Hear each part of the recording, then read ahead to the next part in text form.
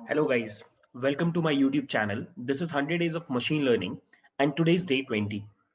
So हमने last video में पढ़ा कि how can we get a basic idea about our data. ठीक है, मैंने आपको 7 क्वेश्चंस बताए जो आप पूछ सकते हो जब आप पहली बार डेटा को देख रहे हो। ठीक है, अब हम लोग आज के वीडियो में एक बहुत इंपॉर्टेंट चीज स्टार्ट करेंगे जिसको बोलते हैं EDA, which stands for exploratory data analysis. ठीक है, एक्सप्लोरेटरी डेटा एनालिसिस का पूरा पर्पस होता है डेटा को इन एंड आउट समझना। ठीक है, और वो करने के अलग अलग तरीके होते हैं। ठीक है, जिसमें सबसे इंपॉर्टेंट जो तरीके होते हैं वो होता है univariate analysis, bivariate analysis and multivariate analysis. ठीक है, आज के वीडियो में we are going to focus on univariate analysis. So let's start our discussion. So guys, let's first talk about the term itself कि यूनिवेरिएट एनालिसिस का क्या मतलब हो सकता है। सो यूनिवेरिएट में there are two words, uni and variate. Uni का मतलब सिंगल, वेरिएट का मतलब वेरिएबल। सो जब भी आप किसी सिंगल वेरिएबल का एनालिसिस करते हो that can be called as univariate analysis. ठीक है, सो बेसिक मतलब ये है कि जब आपके पास एक डेटा आएगा जिसमें आपके पास मल्टीपल कॉलम्स होंगे, आप हर कॉलम को एक वेरिएबल बोल सकते हो। ठीक है, सो हर कॉलम का जो आप इंडिपेंडेंट एनालिसिस करते हो उसी को बोला जाता है यूनिवेरिएट एनालिसिस। अगर आप एक साथ किसी दो कॉलम्स का एनालिसिस करते हो आप उसको बोलते हो बाईवेरिएट एनालिसिस, और अगर आप एक साथ दो से ज्यादा कॉलम्स के ऊपर एनालिसिस रन करते हो that is called multivariate analysis. ठीक है, इस वीडियो में our total focus, our entire focus would be on univariate analysis. हम एक एक करके एक डेटा फ्रेम के सारे कॉलम्स के बारे में नॉलेज गेन करेंगे। ठीक है, अब ये चीज पढ़ने से पहले आपको एक कॉन्सेप्ट पता होना चाहिए कि डेटा के टाइप्स क्या होते हैं। ठीक है, डेटा के दो टाइप्स होते हैं, एक होता है न्यूमेरिकल डेटा और एक होता है कैटेगोरिकल डेटा। ठीक है, सो न्यूमेरिकल डेटा मतलब numbers, right. One example is लोगों का हाइट, या फिर लोगों का वेट, या फिर उनका एज, या फिर उनके फोन का प्राइस, या फिर उनके फोन की बैटरी का कैपेसिटी। ये सब कुछ न्यूमेरिकल डेटा का एग्जांपल है। कैटेगोरिकल डेटा का एग्जांपल हो सकता है कि आप कौन सी कंट्री को बिलोंग करते हो, नेशनैलिटी, आप कौन से स्टेट को बिलोंग करते हो, आपका जेंडर क्या है, आपका कॉलेज क्या है, आपका इंजीनियरिंग में ब्रांच क्या है। ये सब कुछ कैटेगोरिकल डेटा है। सो कहने का मतलब बस इतना है कि जब आपके पास एक डेटा सेट होगा तो उसमें कॉलम्स होंगे, और वो कॉलम्स या तो न्यूमेरिकल होंगे या तो कैटेगोरिकल होंगे। और यूनिवेरिएट एनालिसिस करते टाइम आपको बस ये सबसे पहला क्वेश्चन करना होता है कि आपके पास जो यूनिवेरिएट मतलब जो आपके पास वेरिएबल है, जो कॉलम है, उसका नेचर क्या है, क्या वो न्यूमेरिकल है या फिर वो कैटेगोरिकल है। और जो भी है उसके हिसाब से हम अपना प्लॉटिंग करते हैं। ठीक है, प्लॉटिंग करते हैं या फिर हम टूल्स यूज करके उसके पीछे का नेचर डिराइव करते हैं। ठीक है, सो मैं क्या करने वाला हूँ इस वीडियो में, मैं टाइटैनिक डेटा सेट को यूज करूंगा to explain how to do univariate analysis on any kind of data set. मतलब मेरा एंड गोल वुड बी कि आप इस वीडियो के बाद कोई भी डेटा सेट उठाओ और उसके ऊपर यूनिवेरिएट एनालिसिस परफॉर्म कर पाओ। अगर आप ऐसा कर पाए तो फिर ये वीडियो सक्सेसफुल रहेगा। ठीक है, so let's start our discussion with the Titanic data set. Okay guys, so as you can see हमने डेटा सेट ऑलरेडी इंपोर्ट कर रखा है, और ये डेटा सेट आप थोड़ा बहुत अब शायद जानते भी होंगे। अगर नहीं तो फिर I just explain it one more time. It is basically the data set of passengers who were travelling in Titanic, और यहाँ पर आपके पास कस्टमर्स एज इन पैसेंजर्स के बारे में सारा डिटेल है। यहाँ पे हर एक रो एक पैसेंजर का डिटेल है, और यहाँ पे जो आउटपुट कॉलम है वो है सर्वाइव्ड, वो टाइटैनिक वाला क्रैश सरवाइव कर पाया कि नहीं ये पर्टिकुलर पैसेंजर। ठीक है, जीरो का मतलब नहीं कर पाया, वन का मतलब कर पाया। ठीक है, और ऑब्वियसली यहाँ पर आपको अगर मशीन लर्निंग यूज करना होता तो आपको ये प्रिडिक्शन करना होता है कि गिवन पैसेंजर का डिटेल्स आपको प्रिडिक्ट करना है कि वो पैसेंजर सरवाइव करेगा या नहीं करेगा। ठीक है, अब ये डेटा सेट आपको जब मिलता है तो ऑब्वियसली आप पहले वो 7 क्वेश्चंस पूछते हो, उसके बाद यू स्टार्ट परफॉर्मिंग ईडीए। और ईडीए में पहला स्टेप होता है यूनिवेरिएट एनालिसिस, हर कॉलम के ऊपर इंडिपेंडेंट एनालिसिस। बेसिकली हर कॉलम को इनसाइड आउट जानना है मुझे। ठीक है, अब ऑब्वियसली मैं first question I will ask कि मेरे कॉलम्स न्यूमेरिकल हैं या कैटेगोरिकल हैं, एंड डिपेंडिंग ऑन दैट हम अपना ईडीए परफॉर्म करते हैं। सो यहाँ पर मैंने एक चार्ट सॉर्ट ऑफ बना रखा है कि हम पहले कैटेगोरिकल डेटा के ऊपर काम करेंगे। जनरली आप क्या करते हो कि आप इस ऑर्डर में स्टार्ट करते हो, लेफ्ट टू राइट। तो यहाँ पे कैटेगोरिकल भी आ सकता है, न्यूमेरिकल भी आ सकता है, बट अभी सिंस हम पढ़ रहे हैं तो पहले we will just focus on categorical data and then will focus on numerical data, ठीक है। सो और सेकेंड चीज, जब आप यूनिवेरिएट एनालिसिस करते हो तो मोस्टली आपका जो फोकस रहता है वो होता है ग्राफ्स वगैरह प्लॉट करने में, क्योंकि जो हिडन इंफॉर्मेशन है डेटा का वो आपको डेटा विजुअलाइजेशन से ही निकल के आएगा, ठीक है। तो आज का वीडियो पढ़ने के लिए आपको थोड़ा बहुत सीबॉर्न और मैटप्लॉटलिब का नॉलेज होना चाहिए। इन दोनों के वीडियोस मेरे चैनल पर हैं, अगर आप चाहो तो देख सकते हो, ठीक है। अब हम लोग स्टार्ट कर रहे हैं अभी का हमारा ये वीडियो का डेटा एनालिसिस, ठीक है। अब let's first focus on categorical data sets, columns, okay. So you can सी हमारे पास बहुत सारे कॉलम्स हैं, लाइक पैसेंजर आईडी, जहां पे पैसेंजर का बेसिकली आईडी है H1, एक से लेके होगा कुछ। Second is survived, third is P class. P class है पैसेंजर क्लास। सो टाइटैनिक में देयर वर 3 पैसेंजर क्लासेस। 1 वाला सबसे एलीट पैसेंजर क्लास था, सबसे rich people were travelling in this class. 3 थोड़ा नॉर्मल जैसा था, इट्स लाइक इंडियन रेलवेज में general bogie, sleeper and AC, उस तरीके का था। नेम है यहाँ पर, सेक्स है, ये सब समझाने की जरूरत नहीं है। Age of the passenger, SIBSP। SIBSP is basically sibling spouse, मतलब ये जो करंट पैसेंजर है क्या इसके साथ इसका कोई सिबलिंग या स्पाउस ट्रैवल कर रहा था कि नहीं। सो अपेरेंटली ये जो पैसेंजर है इसके साथ एक सिबलिंग या स्पाउस ट्रैवल कर रहा था, ठीक है। नेक्स्ट इज पेरेंट चाइल्ड, इस पैसेंजर के साथ इसका कोई पेरेंट या चाइल्ड ट्रैवल कर रहा था कि नहीं, ठीक है। इसका टिकट नंबर PNR की तरह ले सकते हो, कितना कॉस्ट पड़ा था इसको टिकट का, कौन से केबिन में ट्रैवल कर रहा था। केबिन का एक चीज नोटिस करना, मैंने सिंस इस डेटा सेट पे काम कर रखा है मुझे पता है केबिन सिर्फ फर्स्ट क्लास वाले पैसेंजर्स को एलोकेट हुआ था, सेकंड और थर्ड क्लास में केबिन्स नहीं थे, ठीक है। Next is embarked. एम्बार्क्ड का मतलब ये पैसेंजर कौन से स्टेशन से टाइटैनिक पे चढ़ा था। So there are 3 stations, S, C एंड Q। S मतलब साउथहैम्पटन, C मतलब शेबॉर्ग और Q मतलब क्वींसटाउन। ये 3 स्टेशन से पैसेंजर्स चढ़े थे, ठीक है। तो ये हमारा डेटा सेट है और अब हमें क्या करना है, इंडिपेंडेंटली हर कॉलम के बारे में नॉलेज गेन करना है, बेसिकली यूनिवेरिएट एनालिसिस करना है, ठीक है। We will start with categorical column. So यहाँ पर if you can see passenger ID is actually a numerical column and to be honest बहुत ज्यादा काम का नहीं है। मतलब आप ऐसे क्वेश्चन पूछते हो कि कौन सा कॉलम्स सर्वाइवल के बारे में बताने में हेल्प करेगा। अब आपको देख के समझ में आ रहा है कि पैसेंजर आईडी से कोई फर्क नहीं पड़ता कि कोई पैसेंजर बचेगा या मरेगा। आपके कॉलेज में भूकंप आएगा तो आप रोल नंबर से नहीं मरोगे, राइट। सेम लॉजिक यहाँ पे पैसेंजर आईडी उतना काम का नहीं है। सर्वाइव्ड खुद बहुत काम का है। Survived is a categorical column, यहाँ पे 0 का वैल्यू है या 1 का वैल्यू है, ठीक है। P class is also categorical because यहाँ पे 1, 2 और 3 का वैल्यू है, ठीक है। Name, name is not categorical, not it's actually categorical, it's just यहाँ पे कैटेगरीज बहुत ज्यादा है तो इसको हम लोग ऐसे एनालाइज नहीं कर पाएंगे, हमें कुछ NLP टूल्स यूज करने पड़ेंगे, तो I am not going to focus on that in this video, ठीक है। Next is sex which is again अपना categorical. Age is numerical. SIBSP although numbers है वो, बट वो कैटेगरी की तरह आप ट्रीट कर सकते हो। Same goes with parent child. Ticket is again categorical with to many classes, मतलब उस तरह के डेटा को हम एनालाइज नहीं कर सकते। Fair is numerical. Cabin is again with to many categories. Embarked is also categorical, ठीक है। तो मैं आपको सारे के सारे कैटेगोरिकल के ऊपर काम करके नहीं दिखा रहा, वो आप ट्राई करना। मैं आपको कुछ कॉलम्स के ऊपर काम करके दिखाता हूं, जैसे कि सर्वाइव्ड और पी क्लास, इन दोनों के ऊपर मैं आपको काम करके दिखाता हूं, ठीक है।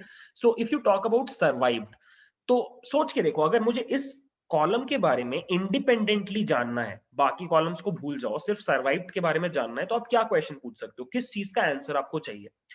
सबसे पहले आप ये जानना चाहोगे कि टोटल कितने लोग ट्रैवल कर रहे थे, वो आपको तुरंत पता चल जाएगा डेटा डॉट शेप करके। सेकंड क्वेश्चन आपके दिमाग में ये आ सकता है कि कितने लोग सर्वाइव किए, कितने लोग सर्वाइव नहीं किए, और इसी को हम बोलते हैं काउंट प्लॉट। सो आप क्या करते हो, आप first of all what I will do is I will import this library called seaborn as SNS, और यहां पर what I will do is I'll just write this simple code SNS dot count plot and I will pass df का survived, and what this will do is this will give me a count plot. Count plot क्या होता है, basically आपके categorical column में जितनी भी categories होती हैं उन सबका फ्रीक्वेंसी काउंट बता देता है कि हर कैटेगरी कितनी बार आया है। अगर आपने वैल्यू काउंट्स पढ़ा होगा पैंडास में, बिल्कुल सेम चीज है, ठीक है। सो यहाँ पर यू कैन सी कि आउट ऑफ 891 पैसेंजर्स सिर्फ मतलब कम लोग बचे, ज्यादा लोग मर गए। Actually more than 500 people died because zero का नंबर ज्यादा है, and less than 400 people actually survived, ठीक है। तो यही आपको सिंपली सामने समझ में आएगा। अगर आप चाहते तो आप ये कर सकते थे कि आप लिखते df survived dot value counts, और इसको आप जब रन करते तो ये देखो मरने वाले 549 है, बचने वाले सिर्फ 342 हैं। अगर आप चाहते तो इसको प्लॉट भी कर सकते थे with kind is equal to bar, और एक्चुअली ये इसके जस्ट ऊपर आ गया, इसको मैं कमेंट आउट कर देता हूँ, एंड यू कैन सी कि ये सेम ही ग्राफ है। तो वो काउंट प्लॉट एक्चुअली यही काम कर रहा है कि वैल्यू काउंट्स निकाल के उसके ऊपर बार चार्ट प्लॉट कर रहा है, that is count plot for you, ठीक है। सो एक तो सिंपल बात हमें समझ में आई कि फ्यूचर में अगर आपको कभी भी कोई कैटेगोरिकल कॉलम दिखाई देता है तो सबसे पहला प्लॉट जो आप उसके ऊपर कर सकते हो वो है काउंट प्लॉट, ठीक है। ये सेम चीज आप किसी भी कॉलम के ऊपर कर सकते हो। लेट्स से आपको पता करना है पी क्लास कि हर कैटेगरी कितनी बार आ रही है, तो आप सर्वाइव्ड के बदले what I would do is इसको कमेंट आउट कर दूंगा मैं, और इसको मैं यूज करूंगा by writing this statement P class में सी स्मॉल में है, एंड यू कैन सी कि सबसे ज्यादा लोग पी क्लास 3 में ट्रैवल कर रहे थे, सबसे कम लोग पी क्लास 2 में ट्रैवल कर रहे थे, और फिर उसके बाद पी क्लास 1 में ट्रैवल कर रहे थे। यहाँ पे आप एक दो चीजें और कर सकते हो, जब आप थोड़ा और डीप घुसोगे इसमें, आप मीन फेयर प्राइस निकाल सकते हो कि कितना मीन फेयर था तीनों क्लासेस में। उससे आपको थोड़ा आइडिया लगेगा क्यों लोग ज्यादा 3 में ट्रैवल कर रहे थे, क्यों सेकंड से ज्यादा लोग फर्स्ट में ट्रैवल कर रहे थे। इसका रीजन प्रोबेबली ये हो सकता है कि सेकंड और फर्स्ट के फेयर में बहुत ज्यादा डिफरेंस ना हो, एंड पीपल थॉट कि यार इतना पैसा जब खर्चा कर ही रहे हैं तो let's go to P class 1 rather than going to P class 2, ठीक है। तो इस तरह के क्वेश्चंस आपको खोजने पड़ते हैं, इनका आंसर आपको निकालना पड़ता है, ठीक है। Same you can do it for sex to find out कि जेंडर डिस्ट्रीब्यूशन क्या था टाइटैनिक पे। So you can see male ज्यादा थे इन कंपैरिजन टू फीमेल, ठीक है। And you can also check this for embarked. So अगर आप एम्बार्क्ड लिखो यहाँ पे तो यू विल फाइंड आउट कि सबसे ज्यादा लोग जो चढ़े थे टाइटैनिक पे देवर फ्रॉम साउथहैम्पटन, और सबसे कम लोग जो चढ़े थे वो क्वींसटाउन से थे, ठीक है। तो यू कैन सी मैं क्या कर रहा हूं यहाँ पे, मैं कैटेगोरिकल कॉलम्स को उठा करके सिर्फ एक सिंपल सा क्वेश्चन पूछ रहा हूँ कि तुम्हारे अंदर जितनी भी कैटेगरीज हैं उन सबका फ्रीक्वेंसी काउंट कितना है, बस मैं वही कर रहा हूँ, ठीक है। अगर आपको ये सेम इंफॉर्मेशन परसेंटेजेस के टर्म में चाहिए तो आप क्या कर सकते हो कि आप पाई चार्ट यूज कर सकते हो, ठीक है। पाई चार्ट यूज करने के लिए what you can do is you can write the same code. Basically you will write this code, copy and paste, और यहाँ पे काइंड में you can just plot पाई, ठीक है। और ये आपको बता देगा एक पाई चार्ट जिसमें आपको इंफॉर्मेशन मिल जाएगा कि किसमें ज्यादा लोग हैं किसमें कम लोग हैं, ठीक है। यहाँ पर एक कोड आपको लिखना पड़ता है, जस्ट 1 सेकेंड, मैं वो कोड हमेशा भूल जाता हूँ।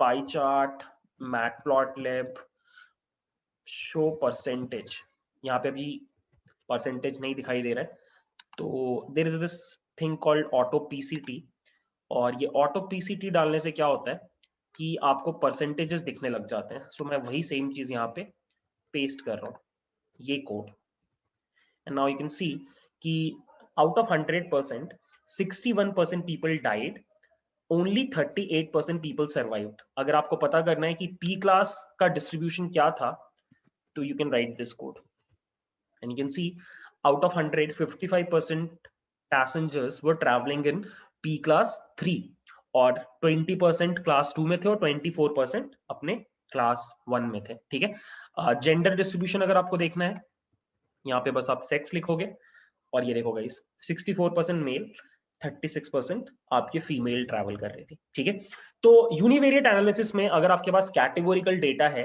तो आपके पास यही दो ऑप्शंस होते हैं, either you go with count plot और you go with pie chart. Pie chart बस आपको एक एडिशनल चीज बता रहा है कि परसेंटेज के टर्म्स में कितना चीज एक पर्टिकुलर कैटेगरी को मिल रहा है। ठीक है, ज्यादा इंटरेस्टिंग चीजें तब आती हैं जब आप न्यूमेरिकल डेटा के साथ डील करते हो, जैसे कि एज एंड फेयर। उसी के ऊपर हम लोग नेक्स्ट फोकस करेंगे जब हम न्यूमेरिकल डेटा के ऊपर के ग्राफ्स पढ़ेंगे। ठीक है, let's do that. So now guys, if you have a numerical data वाला कॉलम, तो फिर थोड़ा अगर आप सोचो तो आप क्या इंफॉर्मेशन निकाल सकते हो एक न्यूमेरिकल डेटा वाले कॉलम से। ठीक है, अगर कैटेगोरिकल था तो बहुत सिंपल था कि सारे कैटेगरीज कितनी बार आई, ये मेरे लिए एक पीस ऑफ इंफॉर्मेशन था। बट एक न्यूमेरिकल डेटा कंटिन्यूअस होता है, राइट? जैसे कि एज, उसमें कुछ भी वैल्यूज हो सकती हैं। तो यहाँ पे आपके काम का इंफॉर्मेशन क्या हो सकता है? Minimum value, maximum value, mean कितना है, इस तरह की चीजें आप निकाल सकते हो, वो हम निकालेंगे थोड़ी देर के बाद। बट उसके भी पहले what you can do is आप इसको कैटेगोरिकल डेटा जैसा बिहेव करवा सकते हो, और यहीं पे कॉन्सेप्ट आता है हिस्टोग्राम का। हिस्टोग्राम में आप क्या करते हो, आप न्यूमेरिकल डेटा का जो रेंज है उसमें आप बिन्स क्रिएट कर देते हो, रेंजेस क्रिएट कर देते हो। जैसे लेट्स से आपके पास जो मिनिमम पैसेंजर एज है वो 0 है, मतलब बच्चा है, और जो मैक्सिमम एज है पैसेंजर का वो 80 ईयर्स है। तो आप क्या करोगे, आप इसके बीच में 8 बिन्स बना दोगे, 0 से लेके 10, 10 से लेके 20, 20 से लेके 30, और हर बिन, हर रेंज में कितने पैसेंजर्स हैं उसको आप प्लॉट कर दोगे, उस नंबर को आप प्लॉट कर दोगे, और वही हिस्टोग्राम कहलाता है। तो जब भी आपको कभी फ्यूचर में न्यूमेरिकल डेटा मिले तो उसका डिस्ट्रीब्यूशन देखने के लिए कि कितने लोग कम वाली साइड है, कितने लोग ज्यादा वाली साइड है, ये देखने के लिए एक बहुत अच्छा टूल होता है हिस्टोग्राम। ठीक है, तो वही मैं आपको अभी प्लॉट करके दिखाऊंगा। बट आप हमेशा याद रखना, अगर आपके पास न्यूमेरिकल डेटा है, कंटिन्यूअस डेटा है, try to plot a histogram, आपको डेटा का डिस्ट्रीब्यूशन समझ में आता है। ठीक है, सो इसके लिए मैं एक लाइब्रेरी इंपोर्ट कर रहा हूँ जिसका नाम है मैटप्लॉटलिब। ये अगेन आपको मेरे चैनल पे इसका वीडियो मिल जाएगा। इसको एज PLT में इंपोर्ट कर रहा हूँ, and then I am writing PLT dot hist, hist as in histogram, और यहाँ पे मैं पास कर रहा हूँ एज कॉलम। ठीक है, और इस कोड को मैं जैसे ही रन कर रहा हूँ, यू कैन सी मेरे पास ये जो दिखाई दे रहा है ये एक हिस्टोग्राम है।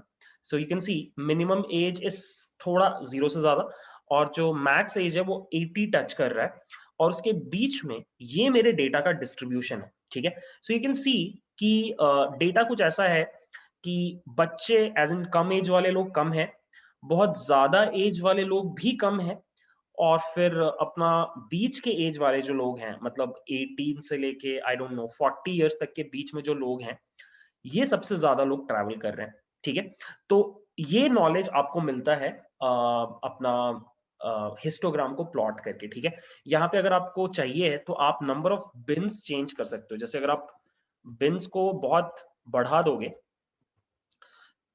ये तो बढ़ाना नहीं हुआ, लेट्स से आपने 50 बिन्स कर दिए, तो आपका जो पीक्स होंगे, लाइक बहुत छोटे छोटे रेंजेस क्रिएट हो जाएंगे, तो आपके पीक्स ऊपर जाने लग जाएंगे।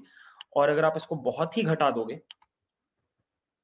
मान लो 5 कर दिया, तो ये बहुत थिक हो जाएगा, मतलब आपने रेंजेस बढ़ा दिए। ठीक है, तो ये आपको डिसीजन मेकिंग करना होता है। एक डिफॉल्ट में मैटप्लॉटलिब आपको करके देगा, बट अगर आप उसके साथ कंफर्टेबल नहीं हो, आप उसको इंप्रूव करना चाहते हो, तो आप इस बिन्स वाले पैरामीटर का वैल्यू चेंज कर सकते हो। ठीक है, but again the whole idea behind the histogram is to understand the distribution of data in that numerical column. So यहाँ पे मुझे दिख रहा है कम एज वाले कम लोग हैं, ज्यादा एज वाले लोग भी कम हैं, बीच के एज वाले लोग ज्यादा हैं, ये अंडरस्टैंडिंग मुझे अभी मिला। ठीक है, so that was histogram, that is one option which you can use while dealing with numerical columns. The next one is again an improvement of histogram, इसको हम डिस्ट प्लॉट बोलते हैं। और dist plot actually it's almost kind of histogram, आपको बस इसको print करने के लिए ये कोड लिखना पड़ेगा, dist plot df not survived age, and you can see ये बिल्कुल वही चीज है जो आपको ऊपर दिखाई दे रहा है। There is only one difference कि ये जो चीज है इसको हम बोलते हैं KDE, कर्नल डेंसिटी एस्टिमेशन, और पीछे आपको हिस्टोग्राम दिख रहा है। आप नोटिस करोगे कि ये जो कर्व है ये हिस्टोग्राम को ही टच करते हुए चल रहा है, उसके टॉप को टच करते हुए चल रहा है, या फिर आप ऐसे बोल सकते हो कि ये डेटा का डिस्ट्रीब्यूशन बता रहा है। इसको हम PDF बोलते हैं, प्रोबेबिलिटी डेंसिटी फंक्शन। और ये एक्चुअली क्या बताता है, वाई एक्सिस पे आपका प्रोबेबिलिटी है, एक्स एक्सिस पे आपका एज का वैल्यू है। सो अगर आप इस ग्राफ को समझना चाहते हो तो यहाँ पे क्या हो रहा है, जैसे ये 40 है, तो अगर आपसे कोई पूछे कि कोई अगर आप एक रैंडमली एक पैसेंजर को उठाओ सारे पैसेंजर्स में से, और उसका एज बेसिकली आप पूछोगे कि उसके एज का 40 होने का प्रोबेबिलिटी क्या है, ये कैसे निकलेगा, तो उसके लिए आप क्या करोगे, आप सीधे 40 को यहाँ पकड़ोगे और ऊपर लेके जाओगे और यहाँ से इस वाई एक्सिस पे लेके जाओगे, और आप बोलोगे कि उसका 40 होने का जो प्रोबेबिलिटी है दैट इज 1.5%। यहाँ पे देखो मल्टीप्लाइड बाय 100 किया मैंने, 1.5%। अगर आपसे कोई पूछे कि 60%, 60 होने का, किसी बंदे के एज का 60 होने का प्रोबेबिलिटी क्या है, तो आप फिर से वाई एक्सिस पकड़ोगे और आप बोलोगे 0.5%। ठीक है, तो ये जो है ना ये आपको बताता है प्रोबेबिलिटी, किसी भी नंबर के होने का प्रोबेबिलिटी। ठीक है, हिस्टोग्राम आपको एग्जैक्ट नंबर बताता है कि उस रेंज में कितने लोग हैं, PDF आपको प्रोबेबिलिटी बताता है। ठीक है, इसलिए इसको PDF बोला जाता है, प्रोबेबिलिटी डेंसिटी फंक्शन। ठीक है, अब ये बहुत काम की चीज है, और ये आपको तब समझ में आएगा जब हम लोग नेक्स्ट वीडियो में मल्टीवेरिएट एनालिसिस पढ़ेंगे। ठीक है, सो मल्टीवेरिएट एनालिसिस और बाईवेरिएट एनालिसिस दोनों हम लोग एक ही वीडियो में पढ़ेंगे, तो वहां पे आपको ये चीज समझ में आएगी। ठीक है, now let's move on to the third type of plot which you can use while dealing with numerical data. It's called box plot. ठीक है, बहुत ही इंटरेस्टिंग प्लॉट होता है ये। इसका काम होता है आपको 5 नंबर समरी देना। ठीक है, अगर आपने स्टैटिस्टिक्स थोड़ा भी पढ़ा होगा तो आपको शायद पता होगा कि 5 नंबर समरी क्या होता है। अगर आपको नहीं पता तो ये है बॉक्स प्लॉट, ये जो आपके स्क्रीन पर है, this is your box plot. और कभी भी आप कोई भी न्यूमेरिकल डेटा के ऊपर बॉक्स प्लॉट चला सकते हो। ठीक है, अब अगर आपको समझना है कि बॉक्स प्लॉट क्या होता है तो आपको 2-3 चीजें समझनी पड़ेंगी कि सबसे पहले मीडियन क्या होता है। मीडियन आपको पता होगा कि जब आप सॉर्ट कर देते हो अपने न्यूमेरिकल डेटा को तो बीच वाला जो वैल्यू होता है उसको आप मीडियन बोलते हो। ठीक है, उसके बाद आपको ये भी पता होना चाहिए कि परसेंटाइल वैल्यूज क्या होती हैं, जैसे कि ये जो Q1 है इसको हम बोलते हैं 25 परसेंटाइल वैल्यू। मतलब आपके पास जो डेटा है उसमें वो वैल्यू जिससे बाकी सारी, मतलब जिससे 25% वैल्यूज कम है, लाइक 25% वैल्यूज कम है। जैसे आप कैट में एग्जाम देते हो तो आपके परसेंटाइल्स आते हैं, राइट, तो 99 परसेंटाइल अगर आपका आया, इट मींस सिर्फ 1% लोग आपसे आगे हैं, 99% लोग आपसे पीछे हैं। तो 25 परसेंटाइल का मतलब हुआ कि 25% वैल्यूज इससे कम है, राइट। मीडियन होता है 50 परसेंटाइल, ये शायद आपको पता होगा। Q3 होता है 75 परसेंटाइल, मतलब 75% वैल्यूज इससे कम है। ठीक है, इसके अलावा यहाँ पे मैक्सिमम और मिनिमम वैल्यू होता है। ठीक है, अब ये मिनिमम वैल्यू वो वैल्यू नहीं है जो डेटा में सबसे कम वाला वैल्यू है, नहीं। मिनिमम वैल्यू वो होता है जो आप कैलकुलेट करते हो यूजिंग दिस फॉर्मूला, Q1 मतलब 25 percentile value minus 1.5 times IQR। IQR क्या होता है, इंटर क्वार्टाइल रेंज, मतलब Q3 minus Q1। See, this is inter quartile range. तो अगर आपके पास IQR है, मतलब आपके पास Q1 और Q3 का वैल्यू अगर है तो आप मिनिमम कैलकुलेट कर सकते हो using this formula, Q1 minus 1.5 times IQR। Similarly maximum value कैसे कैलकुलेट होता है, Q3 प्लस 1.5 टाइम्स IQR। तो अगर आपके पास Q3 है और Q1 है तो आप आराम से मैक्सिमम वैल्यू निकाल सकते हो। अगर कोई भी वैल्यू आपके कैलकुलेटेड मिनिमम और कैलकुलेटेड मैक्सिमम से बाहर है, जैसे कि यहां पर आपको दिखाई दे रहा है, तो ये बोला जाता है कि ये है अपने पोटेंशियल आउटलायर्स जो नॉर्मल डेटा को फॉलो नहीं कर रहे। तो 5 नंबर समरी का यही फायदा होता है कि आप बहुत इजीली पोटेंशियल आउटलायर्स को आइडेंटिफाई कर सकते हो और उनको एलिमिनेट कर सकते हो, ठीक है। तो कभी भी फ्यूचर में अगर आप थोड़ा भी नॉइजी डेटा के साथ काम कर रहे हो तो आप वहां पे बॉक्स प्लॉट को प्लॉट करके पता कर सकते हो कि कितना डेटा नॉइजी है, कितना डेटा आउटलायर है, ठीक है। सो यहाँ पे मैं क्या करता हूँ, अभी तक हमने फेयर वाले कॉलम को टच नहीं किया। What we can do is we can write SNS dot box plot और यहाँ पे आई कैन पास फेयर वाला column and you can see this is the box plot for fare वाला column. So you can see कि बहुत ज्यादा shifted है towards अपना लेफ्ट साइड, मतलब मीडियन Q1 Q2 सब बहुत कम है, मिनिमम और मैक्सिमम वैल्यू भी बहुत कम है और बहुत सारे आउटलायर्स आपके डेटा में। जैसे ये नंबर देखो, किसी बंदे का fair is $500 which is way more than other passengers fair. तो ये आउटलायर है, अगर आप इसके ऊपर रिलाई करने लग जाओगे ना तो बहुत गड़बड़ होगी, ठीक है। तो अगर आप एज के ऊपर भी प्लॉट करो तो यू कैन फाइंड कि ये हमारा एज का डिस्ट्रीब्यूशन है, median value is somewhere around 28, maximum value बोल रहा है, कैलकुलेटेड मैक्सिमम जो बोल रहा है वो है अपना 65 के अराउंड, और उसके ऊपर की वैल्यूज को बॉक्स प्लॉट कंसिडर कर रहा है एज पोटेंशियल आउटलायर्स। तो आप चाहो तो इन नंबर्स को एलिमिनेट कर सकते हो, ठीक है। तो यही काम होता है बॉक्स प्लॉट का, और आप इसको जनरली तब यूज करते हो जब आपके डेटा में नॉइज है या फिर आउटलायर्स है, ठीक है। तो ये सबसे बेसिक वाले 3 प्लॉट्स हो गए जो आप न्यूमेरिकल डेटा के ऊपर प्लॉट कर सकते हो, ठीक है। इसके अलावा और भी प्लॉट्स होते हैं, जैसे कि वॉयलिन प्लॉट होता है, रग प्लॉट होता है, और भी बहुत सारे प्लॉट्स होते हैं, बट वो मैं इस वीडियो में कवर नहीं कर रहा बिकॉज वो आप हर बार यूज नहीं करते। अगर आप वो पढ़ने में इंटरेस्टेड हो तो आप मेरे चैनल पे सीबॉन का प्लेलिस्ट देख सकते हो, वहां पे मैंने सारे प्लॉट्स लाइन से डिस्कस किए हैं, ठीक है।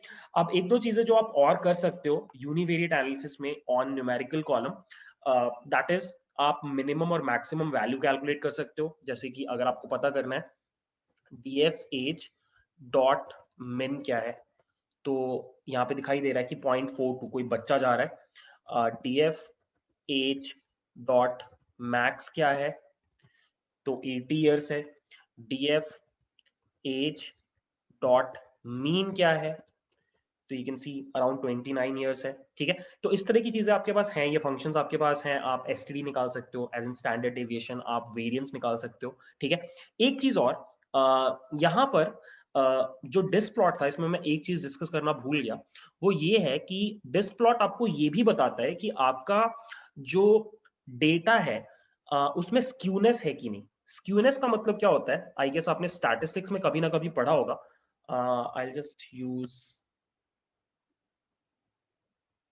माई पेन। सो या, जैसे अगर आपके पास कुछ इस तरीके का डेटा है